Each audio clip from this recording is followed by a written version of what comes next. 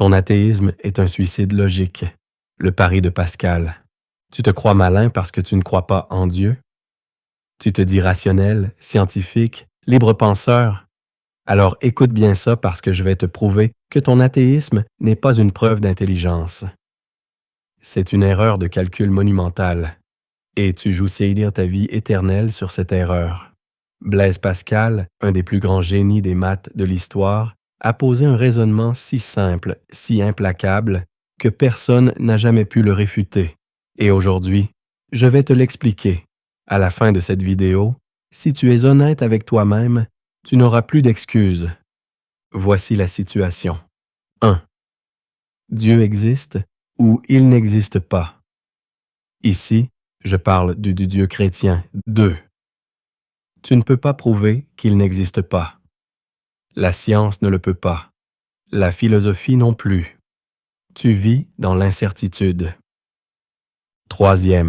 Mais tu dois quand même choisir. Ne pas choisir, c'est déjà choisir de vivre sans lui. Tu crois que ton athéisme est une position neutre? Faux. Tu paries déjà contre Dieu. Chaque jour où tu ignores Jésus-Christ, tu mises tout sur l'idée qu'il n'existe pas. Et si tu te trompes, regardons les options comme un investissement. Option 1. Tu paries que Dieu n'existe pas. Si tu as raison, tu meurs, néant, tu as gagné quoi? Quelques plaisirs égoïstes, quelques dimanches à dormir, un gain fini, ridicule.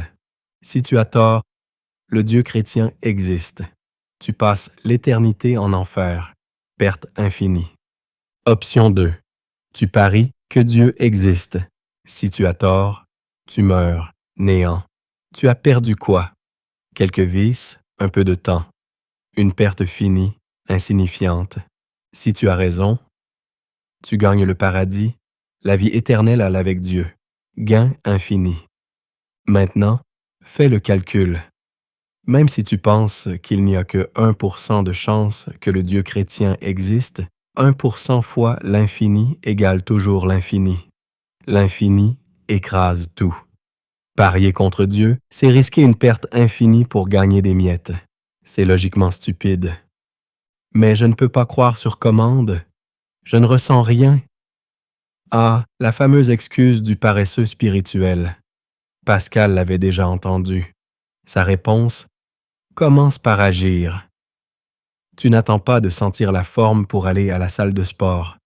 Tu n'attends pas de sentir la confiance pour investir. Tu agis d'abord et les résultats suivent. Alors agis. Va à l'église, pas pour critiquer, mais pour écouter. Lis l'Évangile, pas pour te moquer, mais pour chercher. Prie, même si tu trouves ça ridicule. Dis: Dieu, si tu es là, montre, toi. Fréquente des chrétiens, pas les hypocrites, les vrais. La foi ne tombe pas du ciel. Elle se construit dans l'action. Fais semblant jusqu'à ce que ça devienne vrai. Ton problème, ce n'est pas un manque de preuves. C'est un excès d'orgueil. Tu préfères risquer l'enfer éternel plutôt que de dire « Je me suis peut-être trompé ». Mais voici la vérité. Tu vas mourir, peut-être demain, peut-être dans 50 ans. Tu ne pourras pas dire « Attends, j'avais besoin de plus de preuves ». Tu devras rendre des comptes. Alors voici ce que je te propose. Maintenant, arrête de parier comme un idiot. Mets-toi à genoux, même si tu trouves ça absurde. Dis: Jésus, si tu es réel, je veux te connaître. Je mise sur toi. Commence à vivre comme un chrétien, pas demain, aujourd'hui. Parce que si tu attends la preuve parfaite, tu seras mort avant. Et là, il sera trop tard. Le pari est sur la table. Tes jetons, c'est ta vie. Mise sur Jésus-Christ, ou crève en ayant tout perdu. Partagez cette vidéo. Que Dieu vous bénisse et à bientôt.